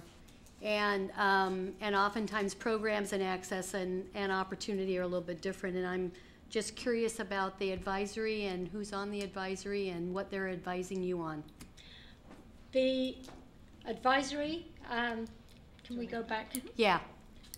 So we have, to a large extent, parents, teachers, and principals who have said they'd like to be on the advisory. But we do have diversity within this makeup. Of families that you're serving, or are not. I would ask that you professionally remove your teachers and your principals, and I would even say perhaps that Director McAnalloy is really more of a board director than a parent, although you're a parent first and foremost. On an advisory, that's what I decided. It's a little bit of a. But on the advisory, it really, that's my question about advising too. I think we have to be very careful, even as parents in the district, how we sit on committees. And so what kind of a decision-making committee is it? And if we were to remove directors and principals and teachers, is there a parent population in that committee that's reflective of the kids that we're serving in our highly capable programs? And you could say yes, and I'd say, yoo-hoo, that's great. Because I just am thinking that's really important, which is my question to you. I think that's a good point, and let me go back and reflect. Okay. Some of the parents are parents I do not know at all. Okay. They are parents that have been put forward by principals and by teachers as parents who have been committed, supportive, questioning of the program that would want to sit on the committee. But let me go back, and I don't know if I've got diversity. No, I really appreciate that, because I think as we move forward, it's so important that we are intentionally, totally thinking. So it's not about, we have a great relationship. So I so appreciate that response, because it's not about not doing it. It's about just being really intentional. And so I always kind of put that question out there. So thank you very much, and I appreciate that. I'll go back and look. Thank you. And as we create our I do have a question, and thank you for the presentation. It was very informative. What I've heard is that in some programs, aside from eligibility, there's a capacity issue. And when I heard your discussion, it almost sounded as if whoever is going to be eligible will be able to enter the program. So does that cover all these things like AP courses and international baccalaureate, that kind of a thing? I think our goal at the middle and high school level is, first of all, let's identify, and we're in the process of doing that now, let's identify who our population of highly capable students are. And this is the conversation I've been having with each middle and high school principal, and we need to make sure that those students are indeed receiving the challenging opportunities that will make them successful. As of this moment, that has not been done. Over the next week, that will be done. Does that answer the question? That's excellent. Yes, absolutely. Yeah. Thank you. Further discussion? Thank you very much. That's a lot Our of work in pleasure. a short time. Thanks. Madam President, may I add one thing to this? I don't think Liz would necessarily mention this. I was involved originally in her hiring process when she came to Beamer several years ago. She actually has experience as an educator at all of our levels, elementary, middle, and high school. And I noticed she kind of acted as if she'd only been a high school principal and teacher. That's not at all accurate. Thank you, Liz. Thank you. Okay, moving on, the Harvard Parent Engagement Group. Welcome. Thank you.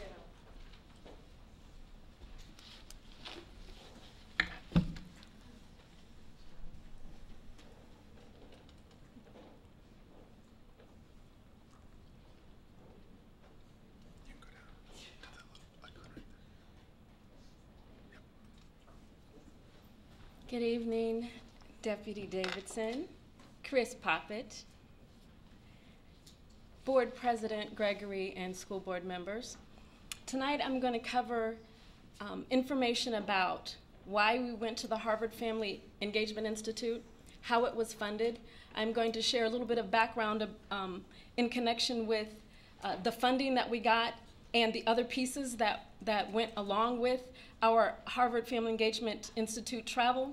And then I am going to have 3 of the 5 team members share their insights in regards to what they learned.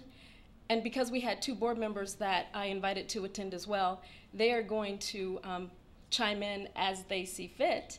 And the 4th slide is going to be our questions, opportunities for you to ask any questions in regards to something that you may not hear from our team members or me. First, I would like to share with you the purpose for the trip. We went to Boston August 6th through 8th, and it had to do with our desire to identify ways to support teachers, principals, school staff, and gain a better understanding of family engagement research and best practice strategies on a national level. The priority considerations made when we decided to take this trip had to do with our desire to ensure that the family, teacher, school level voice is represented, honored, and supported as a lead voice in the discussions connected to effective family engagement strategies. We wanted to focus on making sure any new learnings acquired aligned with initiatives that have already been established on the school and district level. In other words, no new initiatives. We wanted to identify ways to link family engagement to learning as an instructional practice rather than a program. Then lastly, a priority consideration was that we wanted to incorporate Harvard research, Federal Way public school teacher insights, and team input into the designated objectives identified in the initial grant request. And so the background in regards to our initial grant request has to do with a grant I wrote in 2013.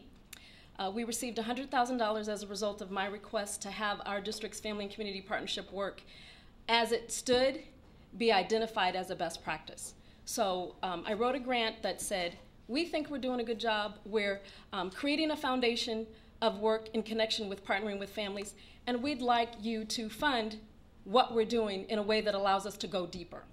So that first grant was allocated to the Family and Community Partnership Office in the amount of $100,000, and we weren't told we have to do anything with strings attached. We were allowed to write it such that we could say, this is what we're doing. Please fund our desire to do more and go deeper.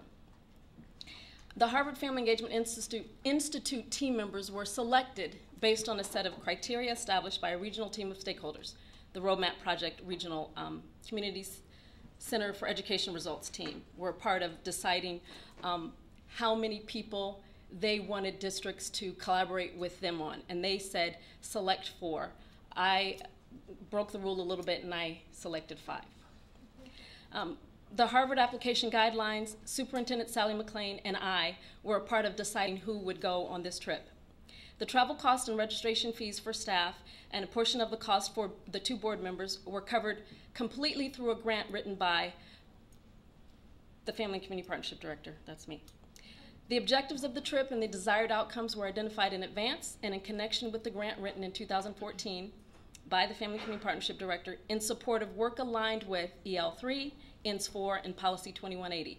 All of those have to do with our family community partnership initiatives, directives, policies. The training was designed to help district leaders develop an effective system-wide approach to family engagement and student support linked to learning. Then lastly, a key point of interest in giving you the background in regards to why we went and what we got out of it was that our parents, community, and staff leaders would gain a greater awareness of the tips, tools, and research linked to the value of their collective partnership efforts and impact on student success. We have, as a result of the grant, $100,000 last year and another $100,000 I wrote for us to get this year. We will have a book called Teacher Handbook, Partnership 101, where we've had a group of teachers and principals participate over the course of a year in helping me develop a PLC handbook where teachers have said, well, you know, you gave us a Partnership 101 booklet and you gave it out to all the parents. Where's our booklet? So when they asked for a booklet and our funding wouldn't allow for the production of 3,000 booklets for teachers, I allocated the money for from the Gates grant to cover us creating a booklet that mirrored the Parent Partnership 101 that would respond to the questions the teachers had about, so how do I make family engagement something that's linked to learning if I'm a classroom teacher that doesn't have time to go outside of my classroom day in connecting with families. So this booklet is in rough draft. We will complete it after we get up to 60 teachers involved and principals involved in giving us feedback on what their tips are, what their tools are, and then of course this trip that we took will allow us to input information connected to what research says about engaging families linked to learning. Now you're going to hear from our individual team members, and I'll step back and have you hear from those that were selected in connection with our school level goals. Pacomia Schmidt is a middle school teacher. Alexander Hernandez is an elementary school teacher. Lamont Stiles is a parent of a middle school student. Claire Wilson is on our board, and Carol Gregory is on our board. So I will ask the three of them to come and make their comments. Good evening. My name is Pacomia Schmidt. I'm an 8th grade math teacher at Elahi Middle School. And while I was at the Harvard Family and Community Engagement program, I learned a lot about the overwhelming evidence that exists for the value of making personal connections with our families and community, and making sure that we intentionally involve our families and encourage our families to be involved in what we do at school. This year, as a BTAP mentor, BTAP is a Beginning Teacher Assistance Program. As a BTAP mentor, I will be introducing a class tomorrow to the second year BTAP teachers that is designed to help those teachers self-evaluate where they are in their family and community engagement strategies and analyze strategies and research-based strategies that I learned about at the Harvard Institute, and then help them to develop a plan, a personal plan, school-wide plan for getting their families more engaged. And then finally, one of the things that I wanted to talk to you about a little bit that I learned at the Institute, I suddenly became very nervous. One of the things that I wanted to talk or let you know about is that was really valuable to me personally was a session that I went to about the way we message at our schools, and how just the simple things that we think are things that we need to have, typical things, signage and things like that, or even just a wall of pictures of teachers, and how we present ourselves to our families and encourage them and invite them into the space that is their school, their children's school, is really important, and that we need to do more work around looking at how we do that messaging and invite our families in. That's all. Good evening. I'm Alexander Hernandez, kindergarten first grade split at Mark Twain Elementary School this year. Some of the things that I learned at the Harvard Institute, I wrote them down so I won't forget. One of them, it has been shown through research that having that parent engagement, such as monthly parent academies, increases a student's success socially and academically. Another thing is to truly include all our parents and our families and our students. We, as a district, would like to have, written and oral information in all languages. Just as Pacamias was saying, signage, not just in maybe 1 or 2 languages. Make it so it's all inclusive, as many languages as possible.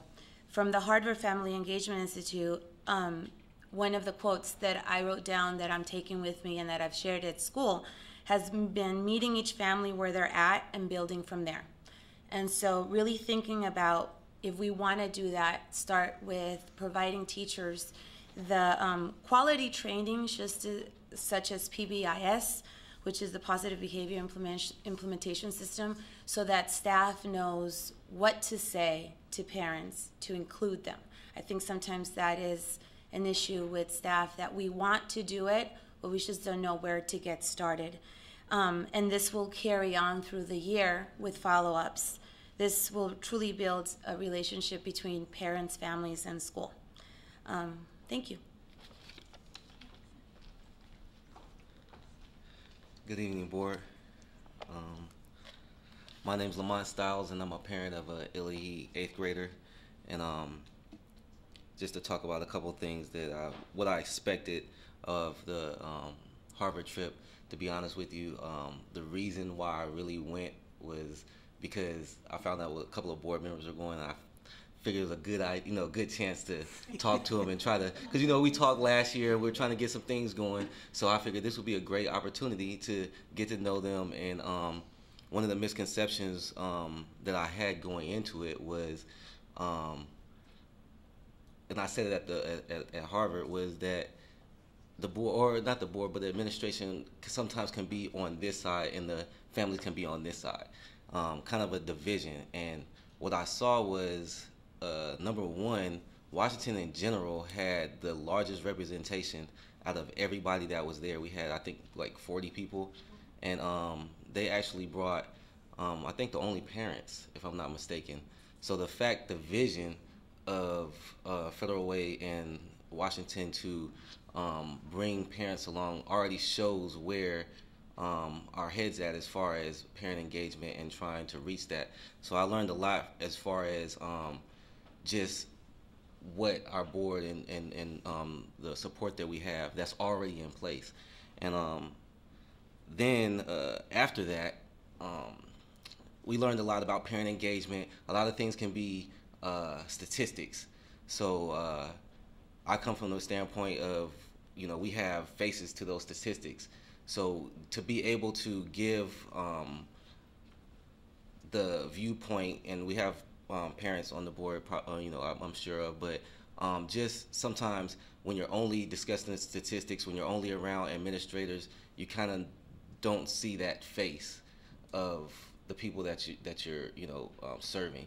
And the fact that that's where the parent engagement comes in, and getting the viewpoint of the people that are actually involved.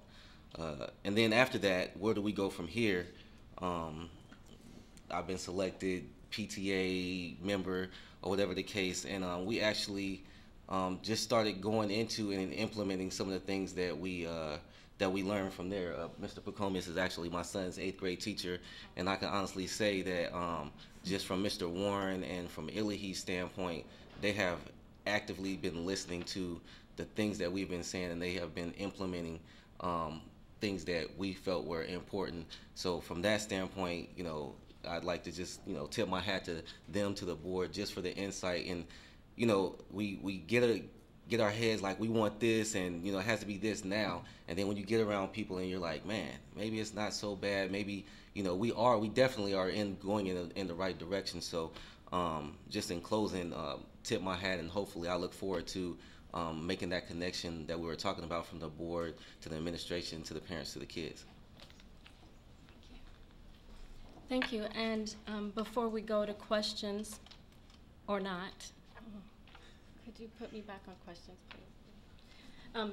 In the meantime, I wanted to let you know that the Harvard Institute trip was one component of a variety of things that have to do with our desire to link family engagement to learning. And so I already mentioned the booklet that will be produced and provided to all teachers who are interested in having a PLC, and tips and tools that we learned at Harvard and we've heard from other teachers over the course of the year. But the grant also included, beyond just the trip, funding every teacher to have a copy of the Beyond the Bake Sale book, which was written by the lead professor of the Harvard Engagement Institute, Dr. Karen Mapp. And so I have had the privilege of giving Mr. Stiles a copy of the book that he is going to use with his PTA group at his school. And so we're wanting to make sure that we embed what we learned so that it's not just 6 people went on a trip to learn some things and then they came back and they're the keeper of all the knowledge. The knowledge will be given to the teachers for their PLC discussions. A book will be provided for all of our teachers that are interested, and then we have several other things that will be another work study, I'm sure. Thank you. Do we get to talk? Yes. Thank you. Claire, do you want to start? Well, I just want to say thank you so much. And I just did a carol. Thank you so much, and it's good to see you all. And I like that. I know. I've been doing family engagement for a long time, so to go to Harvard and to have a first-time opportunity with a group of folks to be an initial cohort to go through their first opportunity of leading learning in that area was really exciting, and what a vibrant group we had.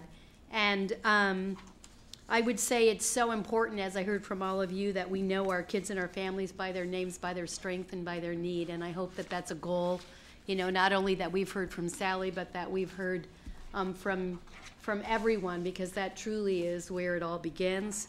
And I think the other two important pieces were that clearly there's research behind the fact that academic achievement is clearly tied to family engagement.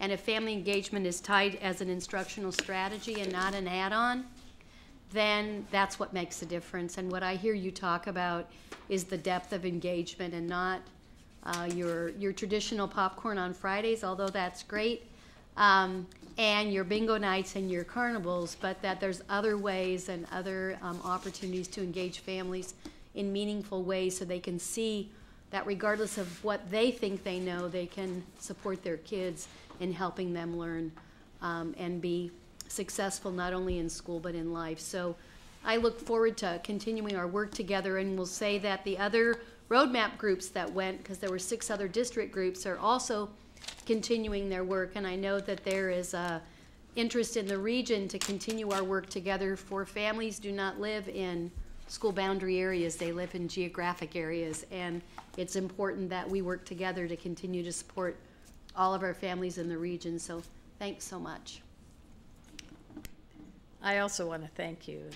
The 4 of you plus us was a great team. I think the thing that struck me the most, and I've really thought a lot about what the role of community engagement is, and I've done a lot of that work as Claire has, but I think Claire really struck the chord with me when at some point she used the term instructional strategy. And everything we saw there related to how parent engagement or community engagement or family engagement, whatever you want to call it, is in fact an instructional strategy. It is not an add-on. And if we don't educate our parents about what we're trying to do in the schools so that they can support and strengthen that work, we really miss an opportunity. And I think we here with our family liaisons and so forth have got a good start. But how do we make that next step so that there is a true partnership at the academic level between parents and teachers and the rest of the school operation? We saw some videos that were just amazing, watching how teachers are educating parents about the strategies that they're using in the classroom so that the parents understand that and then can support that at home. And I know in PBIS we're doing some of that as an example. And to me, that was the excitement. I couldn't figure out the words, but Claire came up with the words, and with that I could see it in everything they talked about. And to me, that was the power. And I'm really excited about where we are and where we have the opportunity to go. And thank all of you. Thank you, and if I may, I'd like to invite you. I know you all are aware of the summit on October 4th, and many of you are planning to attend, and so I want to thank you for that. It's going to be at Thomas Jefferson High School from 9 a.m. to 3 p.m. We're going to have community resource booths from 9 to 1, and we're going to have workshops connected to giving parents information about Common Core, elementary level, secondary level, new state assessments, graduation requirements, understanding your child's strengths. We're going to have a variety of workshops that parents have asked for, and also that some district staff hope that parents will come to so that they can learn more about helping their child succeed.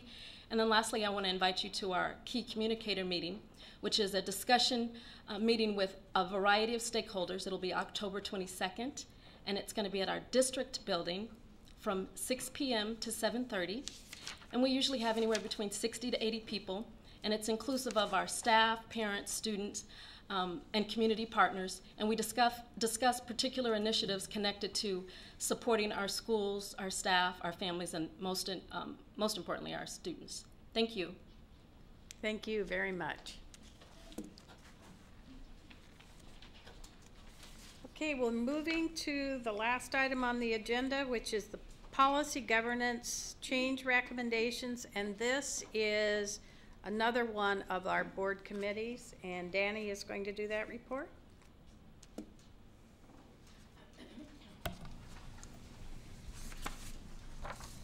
Well, tonight, I believe President Gregory put in our packets some recommendations for the board to consider for our next board meeting. It basically includes, the policy governance includes a whole bunch of different aspects. We have our ends, we have our executive limitations, and both of those are what we look to guide the superintendent by. And then we have our BSRs, or our board superintendent relationship. And we also have our governance process, or GPs, which we referenced earlier this evening. And the first task this committee went after is looked at our GPs, our governance processes, which is the policies that govern how we operate as a board together. And I came up, this is a smaller sampling of what we wanted to just kind of give you guys right now. We didn't want to throw it all at once. But this is obviously a work that there's a lot that we can be doing. I know Director McAnalloy earlier this year is, we've gone back and forth at meetings talking about how it's a work that just needs to, that will probably be initially a lot, a little bit more, and then a continued refinement. And so that's actually what we went after. And so we have a few tonight for you to consider, to look at. I encourage you to get your red binders and go through those policies, take a look at them. It'll be a great exercise for board members. This is something that we shouldn't just be looking at once every 4 years, but often. And this just gives us that, where we've, as a committee, we looked at just some ones that were just kind of blaring and I think fairly obvious that it would be a good amendment or adjustment to those different GPs. I have there's, I believe, 7 here tonight. I have another 17 that I have found just by going through, and it's not drastic stuff, but it's stuff that it's important as us as a board. There's certain things in there I think that they just don't apply to our practices, and so they're there, but do they really need to be there? Do we need to have another extra sheet of paper in there if we're not really, utilizing that as a board? And that's up for the board discussion. There's other areas where we just need to modify it just because board practice, or I think it'll help clarify our roles and what we need to be doing as a board. So just for your thought, we'll start with these 7. We'll bring some more here in the future. Then we'll get into the. We have these too. Yeah, but those are just the recommendation was to prove as written for some of those. So, and some of those were the collaborative view of the committee.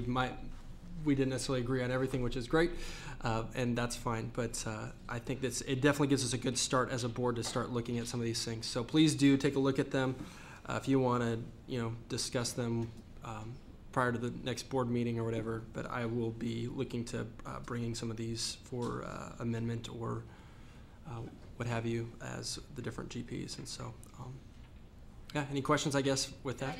Yeah. Really quickly, as I was looking at GP8, for example, the agenda planning, and you talk about eliminating GP8E1 and GP8E2, but I don't know E1 and E2. Keep going. There's subsection E. Oh, thank you very much. One Thank you and very much. Okay. subsection E2. And that's what you'll find is some of these ones. Yeah, they're very how we had to basically explain where to look at because how we want to modify. Yeah, is. thank you. I didn't turn the page enough. So What we will bring next meeting is each of these with, what do you call it? With the changes in the actual strike-through policies, copy. the strike-through copies. So we'll go through it that way for a vote. But right now, this just gives you a worksheet to go back and look and see what we're doing. Okay, anything further? Seeing none, we are adjourned. Thank you.